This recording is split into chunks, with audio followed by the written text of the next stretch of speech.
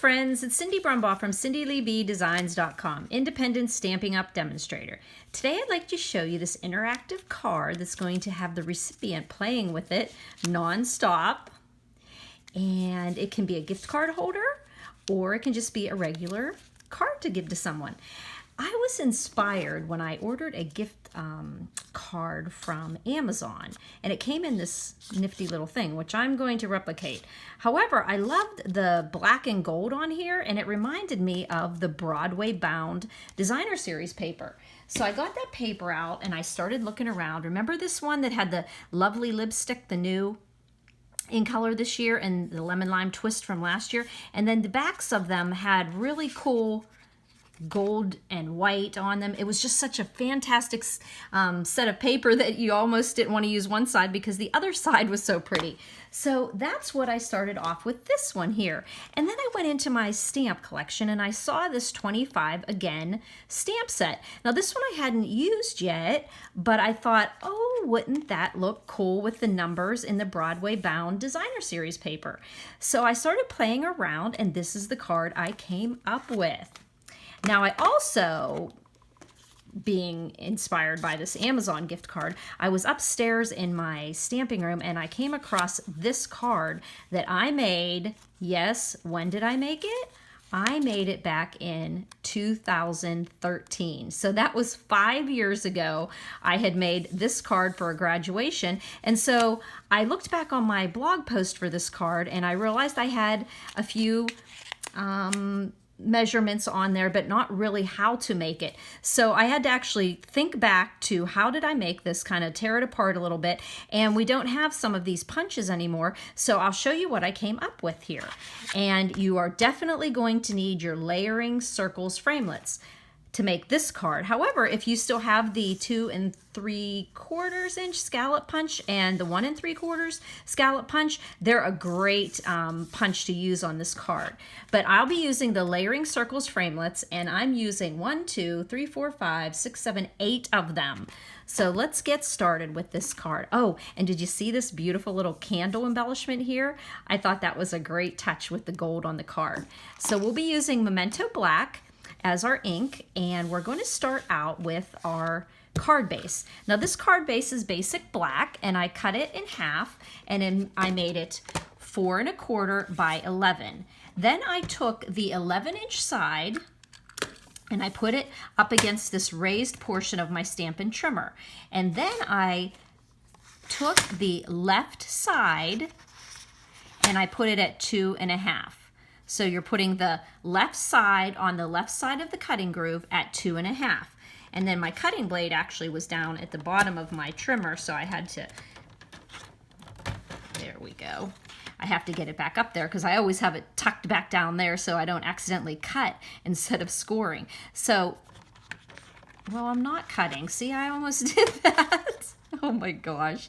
Okay, so we're at 2 1/2 and we're going to score. Okay, now we're going to want to score at 6 3/4 as well. Now that's when you just pull out this arm on your trimmer. How many people didn't know that was there? You're going to slide, keep sliding to the left, and you're going to go to 6 3/4. So that's just right before 7, right after the break in your Stampin' trimmer, and you're going to score it at 6 3/4. So again, you put your 11-inch side there and you scored at 2 1/2 and then slid it over to 6 3/4 and you scored it again. And don't worry about writing all this down because it'll be on my blog post for this card. Hopefully I won't forget this video and have to do it a day later. But thank you for reminding me. So here we go. We have this 11-inch. Now it's going to end up folding in on itself, and I didn't want it to be too close right here. So what I did is I just trimmed off a 1/2 inch off the end, okay? Oh no, I didn't. I 1/4 inch. So go to the 1/4 inch spot that's right on the right side of your cutting groove, and it's the first little tick mark that's on there. So let me see if I can show that to you a little closer. So it's this little tick mark that's right past this darker gray plastic part. So a 1/4 inch, and we left it in the Stampin' trimmer. We hadn't moved it yet, and we're just cutting off 1/4 of an inch off of this right side. And that's when we're going to use our cutting blade. Okay? So you don't want to cut off this side, the left side. You want to cut off the right side. So that's giving you, and you'll know you're cutting off the right side because you'll see that the score line is at 4, because what we want here is a 4-inch square. So we just take that and we just throw it on the floor. Okay, now we're going to take our trimmer and put it away. And then I'm going to show you how we're going to make this card here. Okay, as you can see, I have this little mechanism here that tucks here, this little focal point that you tuck the card into. Now, I'm going to show you how we're going to be cutting this. So you can see this was scored at 2.5 and 6 3/4, but of course it was this way when we scored it. Now, I don't really like these sequins either. So the card we're going to make here online, I'm going to leave those sequins off. I think they just got to be a little too much there. So we want to be able to fold this, and I always fold on my mountain side. So we're going to be folding this up this way. And you could have only cut 1/8 of an inch off of here, except for this 4-inch here just works so well for me. So we're going to be folding down, and that is what ends up being our card base. Okay, so the 2.5-inch side is folding down, and this other end folds in here, and this is what your card's going to look like here. Okay, so now this is 2.5. So I'm going to show you a trick here. You can put designer paper right on here, and you can cut the circle out, but then you won't have a border, a black border around this part of the circle. So I'm going to show you the trick of how I did that. The designer paper, because this was 4 1/4 by 2.5, I cut my designer paper to be 4 by 2 1/4. So then I just took that piece of paper, designer paper, and I took it over to my Big Shot. Now, these are 2 of the circles that you'll find in the layering circles.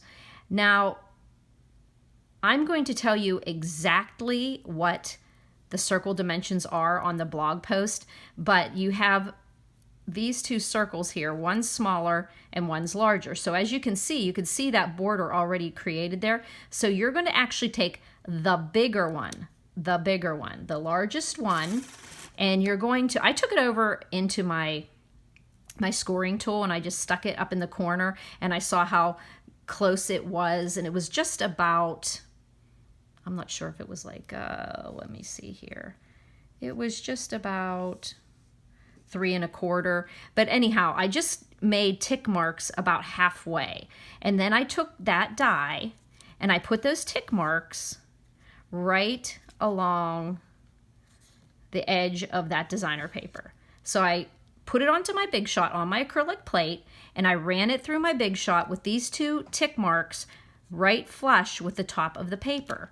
And then that gives you this piece that comes off of here.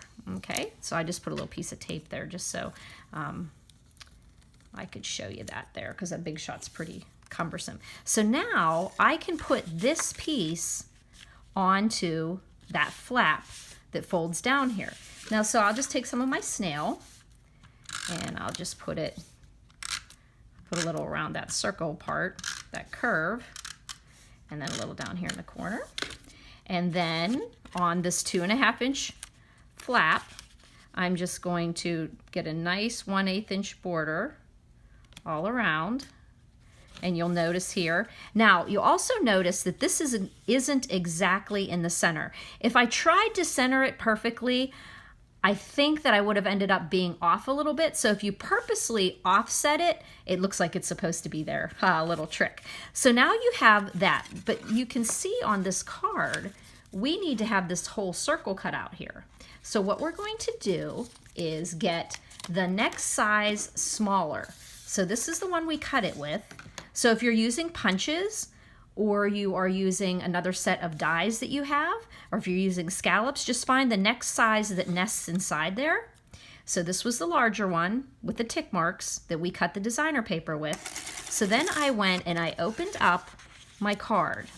I took this die and I lined up the outer edge. Now you put this is the cutting side here that has the cutting on the inside of the circle, and I just put it down right in that space that was cut. So I have my Big Shot out, I have my acrylic plate, I put this, I don't put it like this to make the border, because remember, this edge here isn't counted in the cutting. So you just line up your die right there, and I'm gonna run over and cut that right now. So you guys entertain yourself for a moment while I cut that, keeping the circle right on.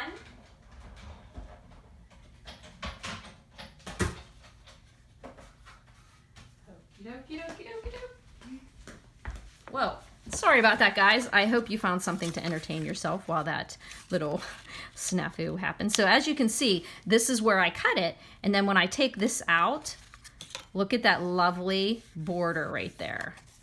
So there you've got your border, and then you say, oh, wait, there's this big mess up here, but it's not, because this closes in on there. Okay, so the next thing I did was I measured this, and here you will find is 4 by 4. So what do we do? Well, I mean, it's 4 1/4, I'm sorry. It's 4 1/4. So I cut my designer paper 4 by 4. And again, you'll have all those measurements on my blog, which will be a little less confusing than I am making you today. So we're just taking that designer paper. I liked the candles. I thought it went really cute with this 25 again. It's kind of like one of those little punny, funny stamp sets for those people that get a kick out of little jokes and stuff like that. So we're going to put this 4 by 4 piece of designer series paper on that part, and you can see how the card's coming together. That's the hardest part of the card. So what you just need to remember is you put your designer paper on this flap, then cut it with a larger circle, the designer paper aside from being on here. Then you apply your designer paper onto this flap, and then you take this next smaller nesting circle and line up the edge of the die right along your designer paper on here, just like that, and roll it through your Big Shot, and then the black piece comes out, and you have the black border there. And then we just do this, and now we'll get started here with this fun focal point here. And again, I used my scallops and my circles from the Layering Circles, and I will have all of those posted for you. So the first thing I did was I stamped "It's Not Easy Turning 25" for an entire decade. So I cut that out with this size circle, and I'll have those measurements on the blog post. And then I cut out a black one, which this white one would nest in. And then of course you have to get the gold on there, so then I took the next scallop that would nest in that black one, and we have a nice focal point there. So what I did is I put this black on the gold. I love this nice tight scallop border on there, and then I took dimensionals and lifted up the focal point there. It's not easy turning 25. So get a couple dimensionals on there, and there we go. And we'll put these little guys on here, and then we'll have that top part that pops through that opening done. Okay, so these 3 dies, and I'll figure out a way to show you what the measurements are on those. And then this is going to go right here and popped up here. So I'm going to put some adhesive only on the bottom half of that circle, because the top half is not adhered to the card. So you have to work a little to get that for an entire decade is the straight visual line on that. But candles and the other sentiment kind of lean a little bit. So there you've got that part. Now to be able to keep the card closed, you need this focal image. And what I did with that is I also did a layering here.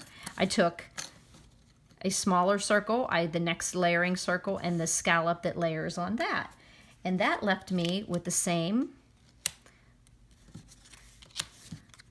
makeup as this focal point, but it's just a little bit smaller. So one thing I noticed when I ran these through, I had a lot of jaggedy edges on here. And if you just take foil paper and just run your fingernail along the back side of it, it gets all that little bits of paper off of there. So again, we're going to put the black onto the gold so that we're mimicking the same thing as the larger one. And then we're going to also raise up this focal point here. So my friend Marcia and Linda had found a swap I had received from one of my friends that had used, it was a very similar card, and it had used this similar technique. And so my friend Janet Munden had made that. And so I remembered the graduation card I had. And so I scurried back upstairs, and that's how I came up with this one here. But here you go, Marcia and Lynn, I made this card for you. So here we go. We want to put the bottom part of the card adhered to this designer series paper. So I would suggest, because you're going to be flipping it, is using your tear and tape. And so I would put some tear and tape on the lowest half, lowest meaning very low. So this is the bottom of the cake, so make sure you're looking at the right place. And when I said lowest, a little word I invented right here online, meaning I went even a little bit below the lower portion of the circle. And then I'm going to get my paper piercer to take off these backings to my tear tape. I know whenever I get a card that has moving parts on it, it's fun to sit there and play with it. So you want to be assured that this is nice and tight on your card. So tear and tape will do that. So then you just pull it down just so that you have maybe a third of it underneath the flap, and then pop it down there. Okay, and then the fun part about that is these candle embellishments are so cute. They come in silver and gold. You get 24 of these. Yeah, 24 of them, which is awesome. You could like layer 3 or 4 or 5 of them on a card. So I picked out a gold one, and look at the back of these little guys. These little guys have adhesive already on them. So you just pull off the backing. I was always afraid I was gonna, there we go. Ta-da! Okay, so there we go. And then I just covered the candle that's on the cake. Well, let's see if I can do that precisely without putting my head in the camera. That's pretty good. So that gives you your gold embellishment to go with the gold that's in the designer paper. So you've got something fun on the front of it. So there you go. You can open it up.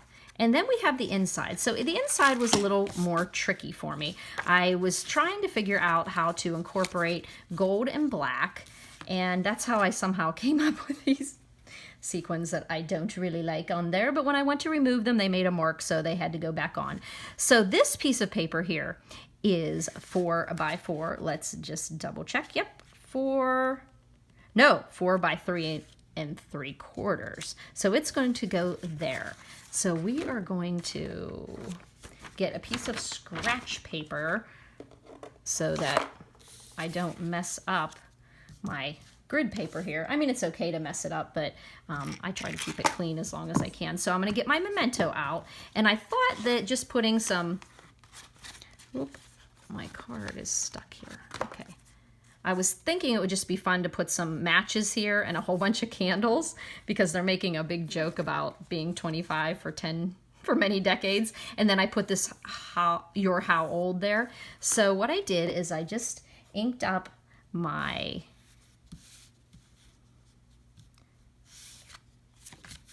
let's see here, I want to make sure. Okay, I inked up my candles with my memento. Oh, I might be shaking my table there. And I just started a little bit off the page with the first bit of candles. Be a little more gentle so I'm not shaking everything, make you guys dizzy. So then I stuck another layer of candles, and then finish off with another set of candles. So we got a lot of candles on there. Fun, fun. So then the next thing I did is I put the matches up. Oh, darn, look at what I did. Oh, well, you saw what it looked like without that. And I don't think I'm good enough to cover that up. Darn. Oh, well. So there we go. And we put the matches there. And then I don't know if I can figure out how to fix that or not. But anyway, such is life. Okay, so now we are going to put the happy birthday on here. We're going to stamp. I really like the font on this. It's so fun. And then I just put that. Let me line this up with a horizon line on my grid paper. Get another little bit of ink on there and put happy birthday centered there. Hopefully you're not seeing the top of my head. And we've got the happy birthday. And then I looked at this card and I said, something is kind of missing. I need some gold here. And if you have like a gold Sharpie, which I couldn't find my gold Sharpie, but I found this Infinity gold pen, which is essentially a Sharpie. Anyhow, so I played around and kind of tried to color in the stripes, and then it just got really messy looking. So then I thought, oh wait, you know what? Maybe I'll just put some gold dots on the top of the candle. And so I just add a little gold there. You know, these gold Sharpies are great for coloring in pearls, making them gold, although we do have beautiful gold pearls now, but sometimes I run out of them and I need them right then and there. So you can use a gold Sharpie to do that. You could embellish the sides of a piece of paper with a gold Sharpie. So that gold seemed to just add just a little bit of something to the card for my liking. So what I'm going to do is, this is where this goes, but I'm going to just be very gingerly with my card, because I think I'm going to try to fix it, but if I can't fix it, I don't actually want to have that big blob of black ink on there. But I'm pretty confident that I'm very good at fixing a mistake, so I'll figure out something to put there. But it still seemed like that little bit of gold added something, but I needed a little bit more here. And then if I wanted to put a gift card holder, gift card in there, I could easily do that. So what I did is I used the same, let's close that up. I used the same framelits of circle and the scallops that I used for the top and the front, the top front of the card. And so that was simply able, and the one thing I did do on this card is I didn't pop up this part. So we just add them, just put it directly on the black, and then the black directly on the gold. And then, because if you want to put a gift card under there, you can easily do that. I'm going to pull this one off just to show you. What I did was I adhered this to the gift card holder, and then I just put some temporary adhesive, but you could also put snail across here, because when they take it off, then you can have this on the inside of your card. And then you just pop the front of the card there, and you can omit those. And if you don't want to put a gift card, you would just stick, let's just throw this in here and see what it would look like. So you can just put this down in the corner. And the reason I put this down in the corner is because I have some bulk here and I have some bulk here. And if I put it down here in the corner, it kind of all balances out. So you could just use that as your card with no gift card holder. But if you should want to turn this into a gift card holder, you just slip a little gift card under this little medallion here, this focal point, and you've got a gift card holder. So be on the lookout. I'm going to figure out how to fix this, but if I don't fix it, you'll know that I just didn't have time.